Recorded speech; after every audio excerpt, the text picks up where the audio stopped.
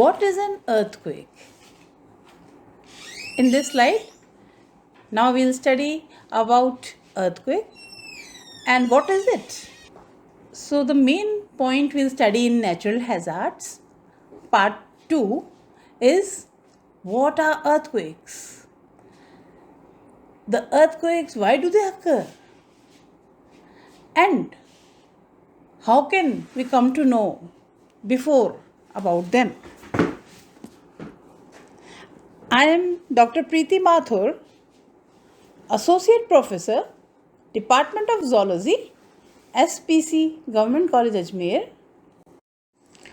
Earthquake are ground movement caused by the sudden release of seismic energy due to tectonic forces.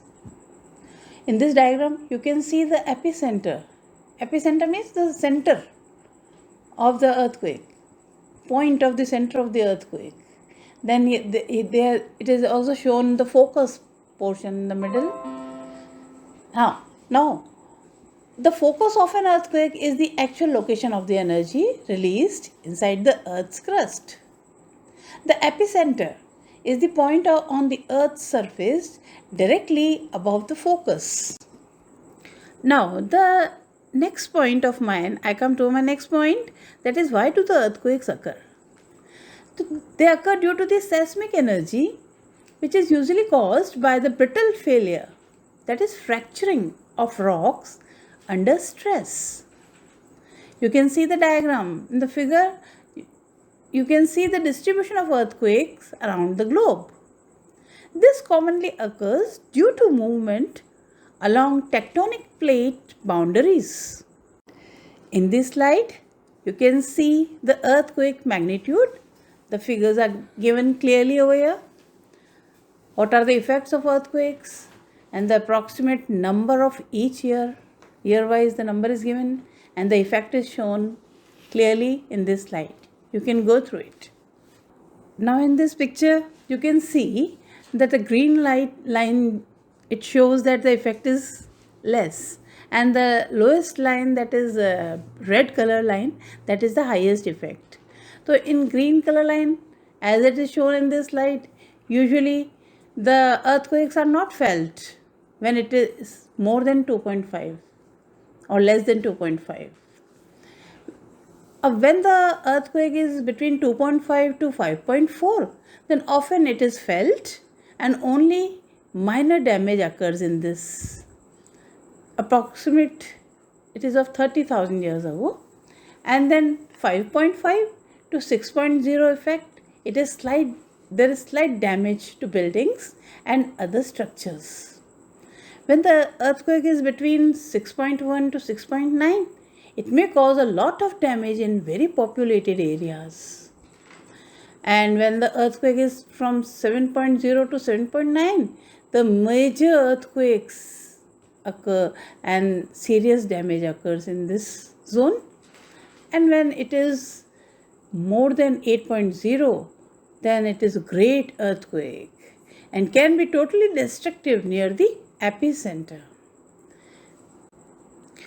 Now in this slide, you can clearly see the pictures shown, and these pictures are of San Francisco. Here the great earthquake occurred. Here the magnitude of the earthquake was 7.7 to 8.3. And in my previous band, I showed you that the more than 8 earthquakes are there. They are called as great earthquakes, and they are very, very destructive. And they are near to the epicenter, right? So it comes in every 1 year, 5 to 10 years, sorry. It comes every 5 to 10 years. And you can see the photos of San Francisco. See the destruction. See how the buildings, they are being crushed and they are going to fall. So see, so clearly it is shown over here. Earthquake hazards. These are important hazards to understand. The neutral hazard that on average kills the highest number of people per year. It is more than 1 million during the past century. Commonly strikes this earthquake commonly strikes without warning.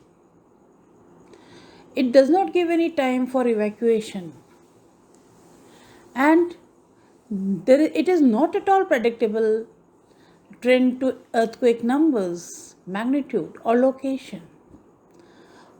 Thousands of large earthquakes occur every year. If it is of less than 20, then it is light one.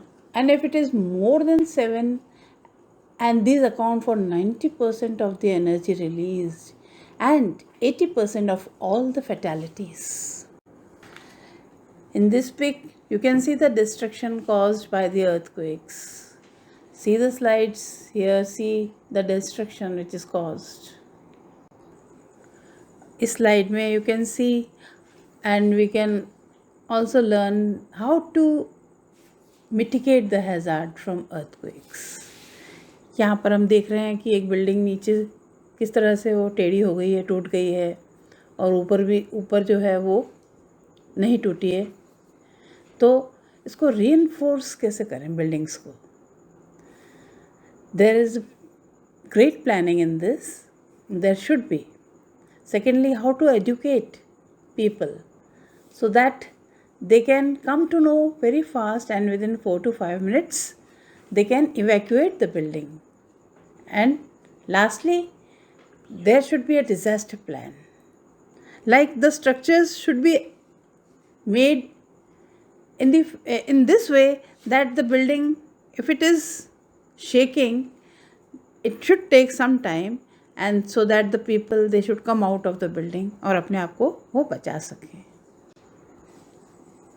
Now, what is tsunami? Tsunami is also a type of earthquake. But the only thing is that this earthquake comes inside water, ocean. The earthquakes and tsunami, an earthquake under the ocean has the potential to form a tsunami. The earthquake must vertically displace overlying water, extension or compression faults, and not transform. See the extension over here shown in the diagram. Compression इस तरह से होता है, आप देख रहे हैं blocks बने हुए हैं, और ट्रांसफॉर्म किस तरह से हो जाते हैं, इससे तो 3 टाइप से होता है ये tsunami. And the plates, they are heated up and they are disturbed. So in 3 ways I have shown in this diagram, you can see. In this diagram, in this slide, we come to know how does an earthquake form a tsunami. In the first diagram, you can see this is a normal condition. In the second diagram, you can see there is a wave. The plates, they are disturbed and there is a wave formed. The water is shown in the wavy form. In the third diagram, you can see the tsunami wave surge. See the wave, it is coming and it is covering the land part more. And then finally in the fourth diagram, you can see underneath, then again the water, it shifts from its place, and in this sometimes casualties occur and there is great damage also. Now I conclude my portion, this portion of my lecture, this part of my lecture, and in the next part we will discuss the tsunami in detail, and how does the second largest recorded earthquakes occur, and finally how do we mitigate the hazards from tsunamis. We'll cover all these 3 points in my next part of my lecture. And now I thank you all for patiently hearing me. I am Dr. Preeti Mathur, Associate Professor, Department of Zoology, SPC, Government College Ajmer. Thank you.